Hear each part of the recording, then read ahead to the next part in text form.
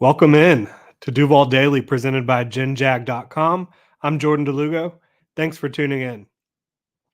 I've been under the weather for about a week now, finally starting to get right here, Duval, for you guys. I appreciate the well wishes. Happy to be back with y'all today. We're going to be answering the question, who will be the most impactful offensive weapon for the Jaguars in 2022? And if you enjoy the content, please like and subscribe on YouTube. Really appreciate your support. Duval could not do this without you guys. We're also going to be looking at OTAs.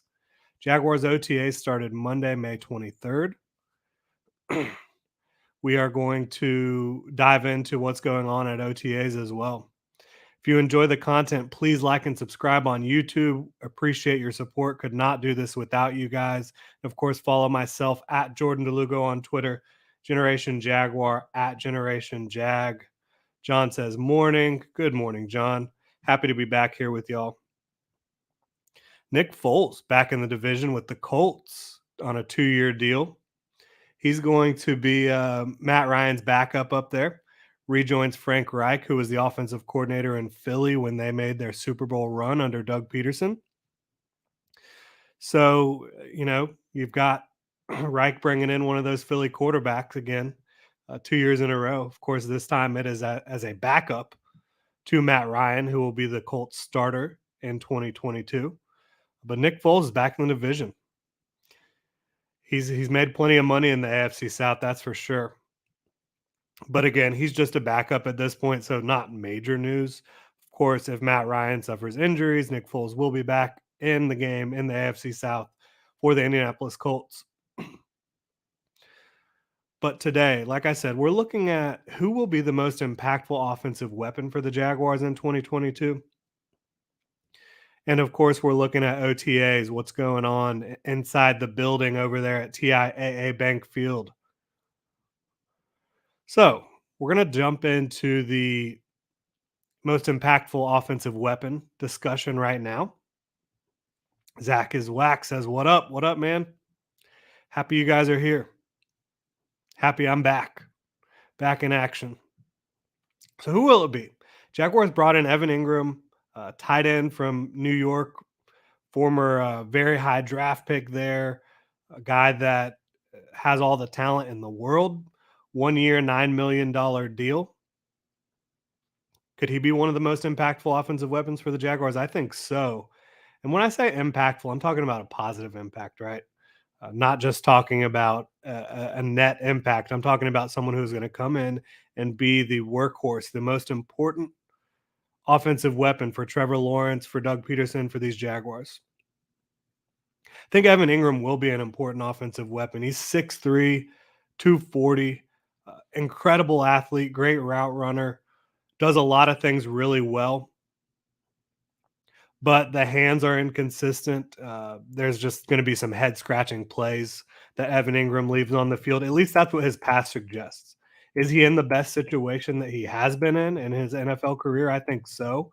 When you look at having Doug Pederson, who really knows how to work with tight ends, and having Trevor Lawrence, who knows how to find those tight ends, having an offense that is kind of built around the ability to have athletic playmaking tight ends, and playing with Dan Arnold, who's another quality receiving tight end as well. I think Evan Ingram will have a positive impact for the Jaguars. Again, his history suggests there will be some disappointing and frustrating moments with Ingram, but overall, I think he's in the best situation of his career.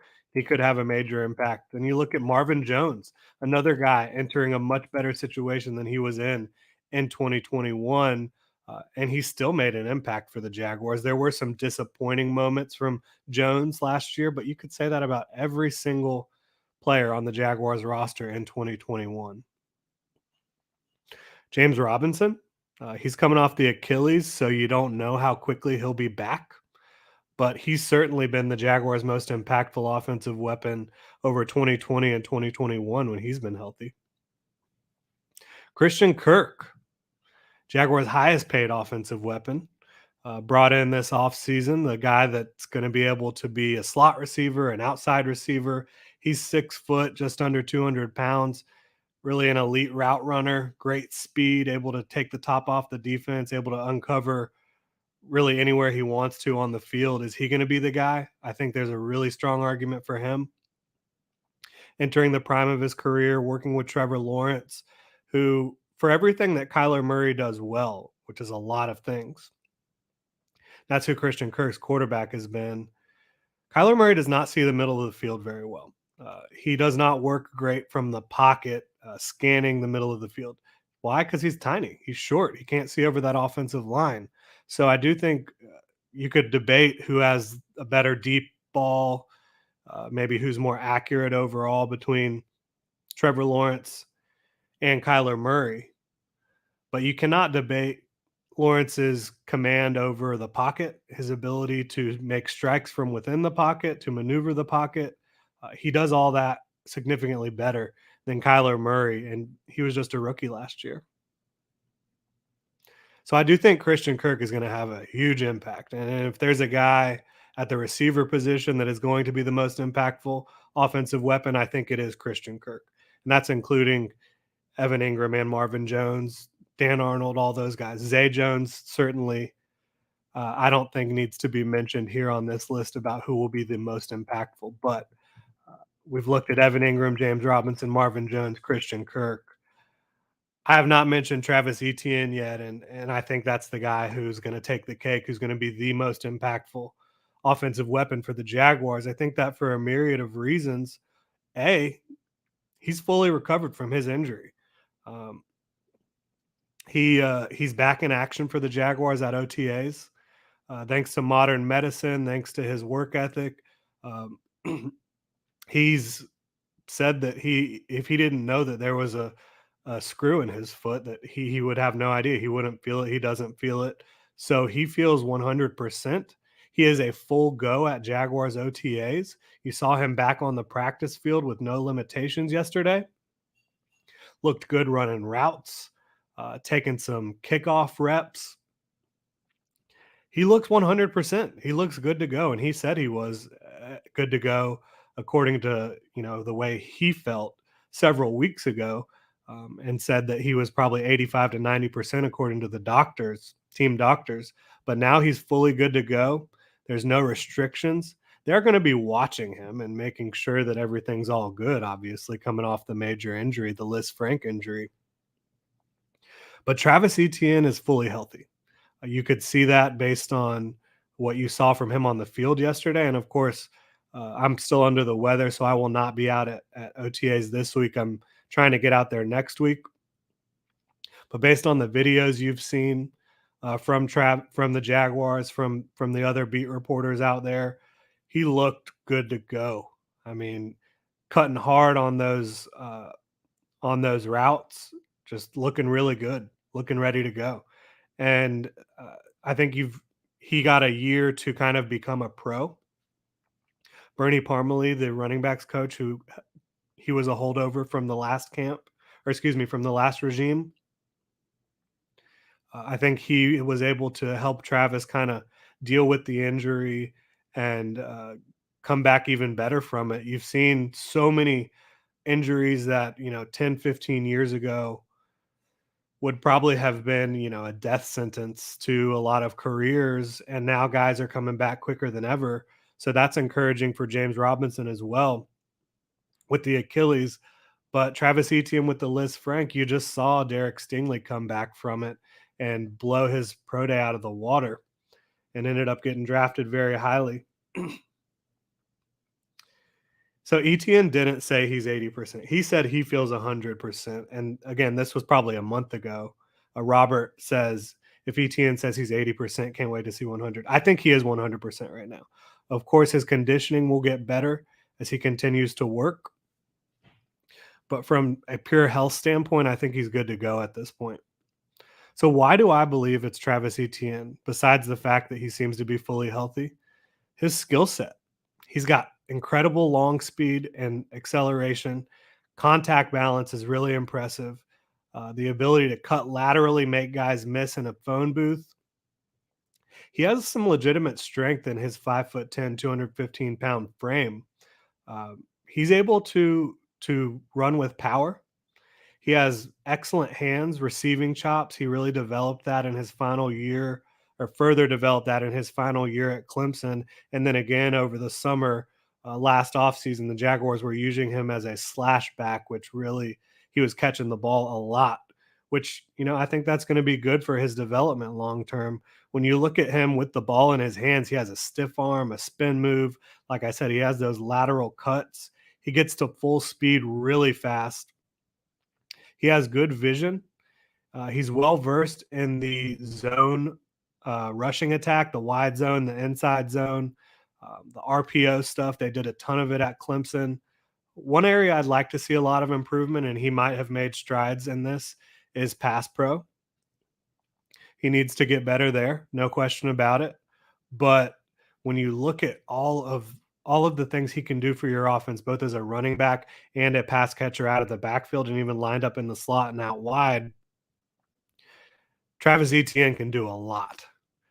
You look back at Clemson, he averaged 7.2 yards per carry, 70 touchdowns in his college career. Pretty absurd. And then also added 102 catches, 1,155 receiving yards, and 8 more touchdowns through the air. This guy already has chemistry with Trevor Lawrence. And when you look at what his usage should look like in Doug Peterson's offense, look at what Miles Sanders did under Doug Peterson the last couple of years there in Philly. A lot of targets in the passing game. You got the outside zone rushing attack, the inside zone rushing attack. Phil Rauscher and that offensive line is really going to, in my opinion, fit that to a T. And Travis Etienne fits that as well. They did a lot of that stuff at Clemson. I think when you look at read options, when you look at screens, all that gadget type stuff, the fun stuff that you see a lot in the NFL now, Travis Etienne fits that to a T. And like I said, the guy is fully healthy now, 100% ready to go. So if you're asking me who's going to be the most impactful offensive weapon for the Jaguars, Travis Etienne has chemistry with Trevor Lawrence. He's fully healthy. He has an incredible skill set. I mean, he does have the skill set of a first-round running back. That was not a fluke that the Jaguars took him at 25. I think if he didn't go at 25 to the Jaguars, it looks like the Bills probably would have taken him at the back end of the first round. So it wasn't like the Jaguars were crazy for making this pick of a running back, because he can be so impactful in so many ways for your offense. And I think he'll be the Jaguars' leading yardage getter in 2022. Of course, James Robinson will be back. How quickly will he be back? That's going to impact this. My guess is they kind of slowly bring J-Rob back.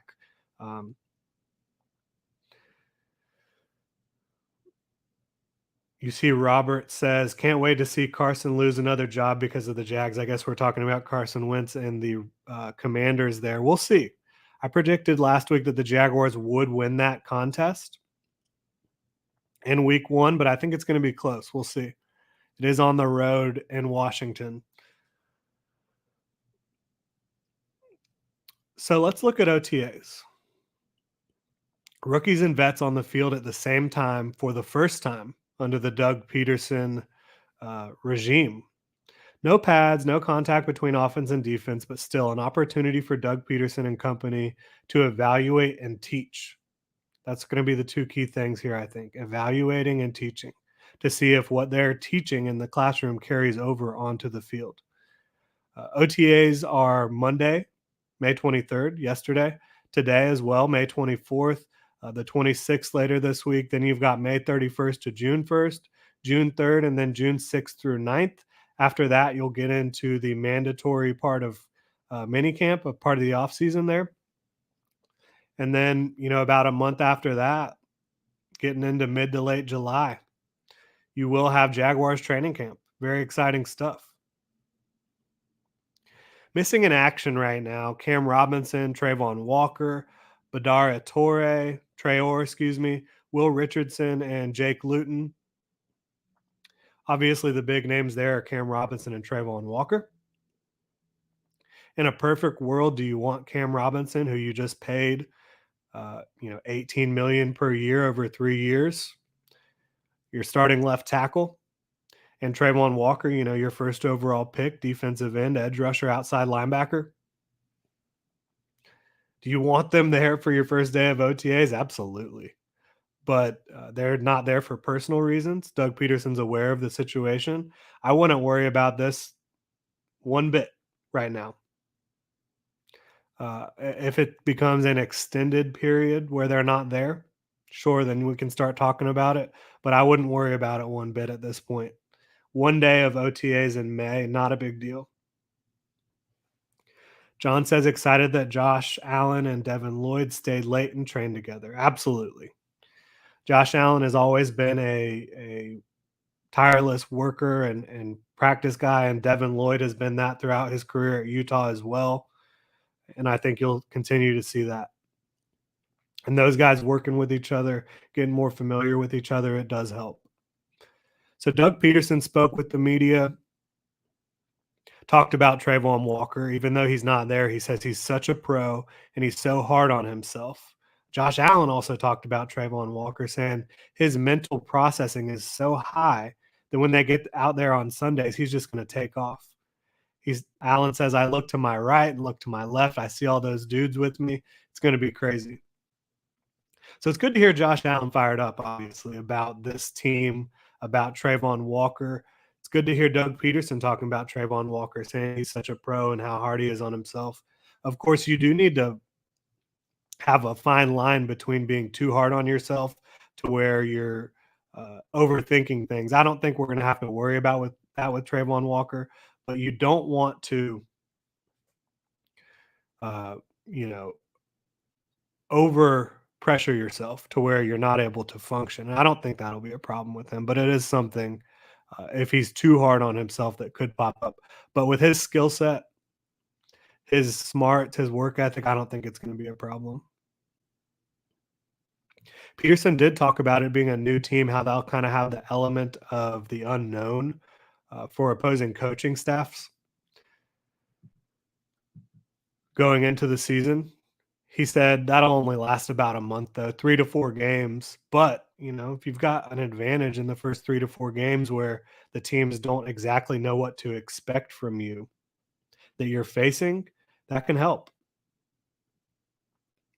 As you're kind of growing your team and your chemistry and all that through the first month of the season, they don't have a book on you. Of course, they can look at what Doug Peterson did in Philly and Kansas City before that. You can look at what Clemson's offense did because Doug Peterson has said they're going to bring in some of that stuff. And he already ran some of that stuff. He already ran read options, RPOs, screen game, all that type of stuff. He's done all that a lot. Play action. Trevor's done it. Doug Peterson's done it a lot. But they will be able to install some stuff to keep these opposing coaches and defenses kind of off balance over the first month of the season, but it'll wear off after that. Then Trevor Lawrence also spoke with the media. He said just offensively and defensively, in my eyes, I think it's night and day where we were last year. And he said he had input on the playbook, which is obviously a big deal. Doug Peterson and Press Taylor had the final say on that, but they did install together. He did have a big impact, a big input on what they're going to be doing. Trevor Lawrence did. He said he's impressed with the strategic approach to installing the offense. While I do think this is a really smart offensive staff and they probably are ahead of where they were last year, I think you could say that probably says more about where they weren't last year with Urban Meyer's regime, with how bad it was compared to what you're seeing from a professional coaching staff this year. He also talked about Trevor Lawrence did about having Doug Peterson, with him there at practice. Yeah, John says especially at head coach, of course, yes, especially at head coach. Florida Boy says Snoop Conner is a powerful runner. I believe he will be a good replacement for James Robinson while he's recovering. I think that's yet to be determined. I don't think there's anything glaring in terms of weaknesses in James and Snoop Conner's game, but James Robinson has such good vision, such good feel, such good contact balance. I don't think Conner is going to be as good as James Robinson, but at the same time, if the offensive line's performing a little bit better, you could see similar results. I don't think they would be achieved in the same way because I think Robinson's just a better player. But yeah, I think Snoop Conner could fit in well in this zone rushing attack. He has experience in a zone rushing attack. He is smooth. He is quick for a man his size. So yeah, I hear you there. But yeah, Lawrence talked about how Pederson's out there and he'll give him little pieces of advice, little things here and there after plays, and he really enjoys the conversation and that type of leadership style versus someone who's going to holler and be rah and get in your face. Not naming any names there, but I think we all know who he's talking about. And the theme of trust continues to be a hot topic. Lawrence talked about it again, how he feels he can trust his coaching staff. He can trust Doug Peterson. The entire group here, he said, from what he can see, um, is showing trust in each other. The players, the coaches, all that, which you want to see that. And that shouldn't be hard to find. Like in the NFL, where everyone should be a professional, where everyone should be looking out for the team's best interest, trust shouldn't be hard to find, but of course, last year we all know what happened. So it's a big deal to have that trust in the building this year. John asked how tall is Snoop? I believe he's 6 foot on the dot. I can confirm that for us here. Wanted to call him James Conner, but he's Snoop.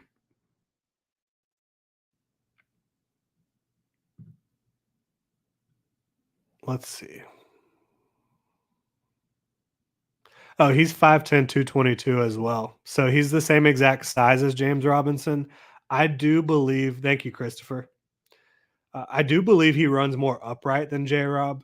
So that's something to monitor in terms of just watching him play.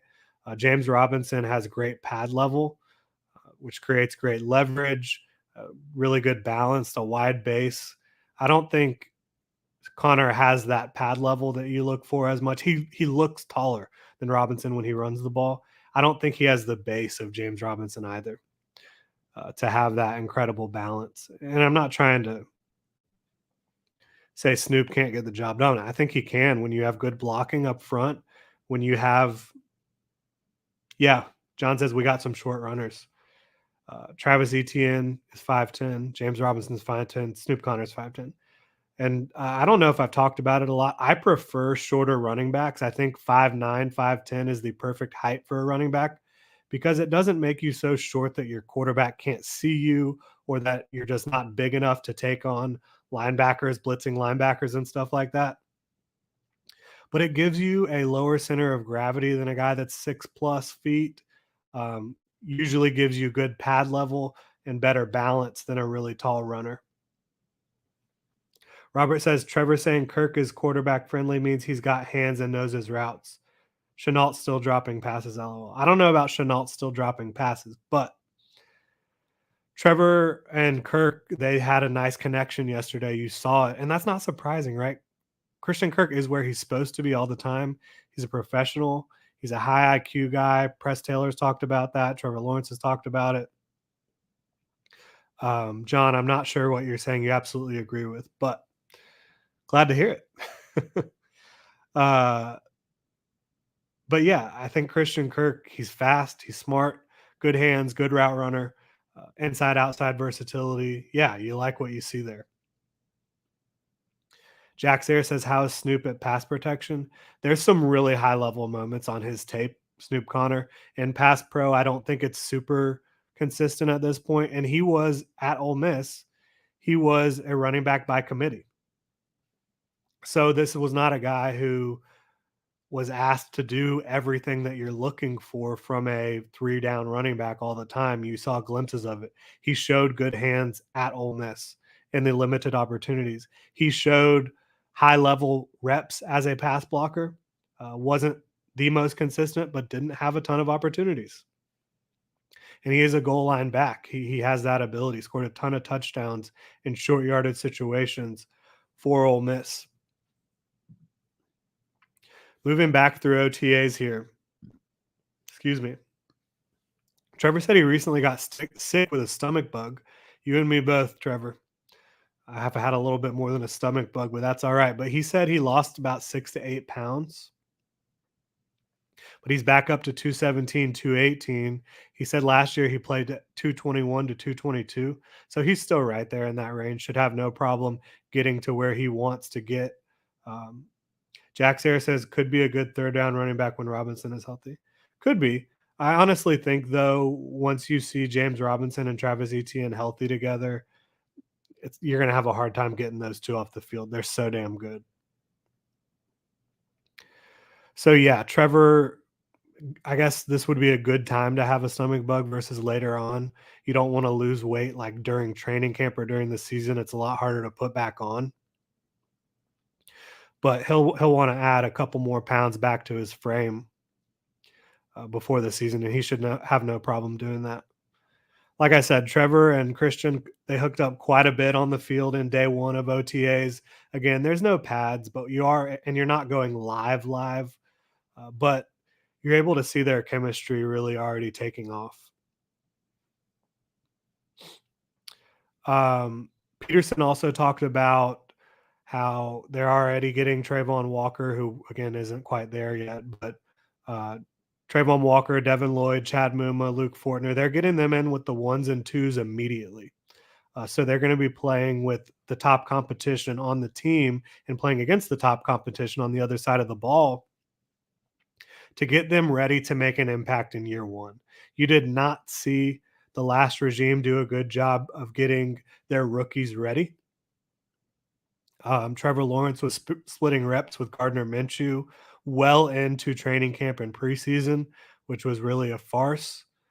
The only one you really saw last year getting that immediate starting reps was Tyson Campbell, regularly getting those reps from the get go.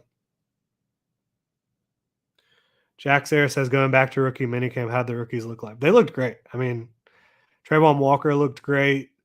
Snoop Conner, again, he showed quicker feet than I expected. He's a big boy. We all know that. Kevin Austin looked the part from a movement standpoint. He was still, and he was making some impressive, difficult catches, but some of the easy ones still sneak up on him. So he'll need to, and Kevin Austin's a UDFA out of Notre Dame, who a lot of people are interested in. Muma and Lloyd, they look the part. They're great. They're going to be mainstays in Jacksonville for a long time. Fortner as well, same thing. These guys look like pros already. Trayvon Walker looks like he's ready to lead a team. Of course, you need to see him develop his pass rush plan, his pass rush toolbox, but everything else in Trayvon Walker's game looks ready to go. Trevor did have a good first day. I think the offense as a whole had a good first day. You did see Devon Hamilton get a pick that Trevor kind of gave to him. Said it was an early birthday present for Devon, the defensive tackle there, who he's kind of a forgotten guy too. After you bring in Foley Fatukasi, trade for Malcolm Brown last year, who's still on the team. Still got Roy Robertson Harris, who's a little bit more flashy with his ability to get pressure as more of like that interior penetrator, 3-tech type of guy. But Devon Hamilton's still here. He's still a really talented interior defensive lineman. But we've been going for just about 30 minutes here. I am running out of gas. I'm still a little bit under the weather. But so we're going to wrap it up here. Hit me up on Twitter at Jordan DeLugo. Really appreciate everyone tuning in. Follow Generation Jaguar at Generation Jag. That's going to do it, Duval. Make sure to hit that like and subscribe button on YouTube. Check genjag.com for all the latest Jaguars news, analysis, and Duval gear. Thanks, y'all.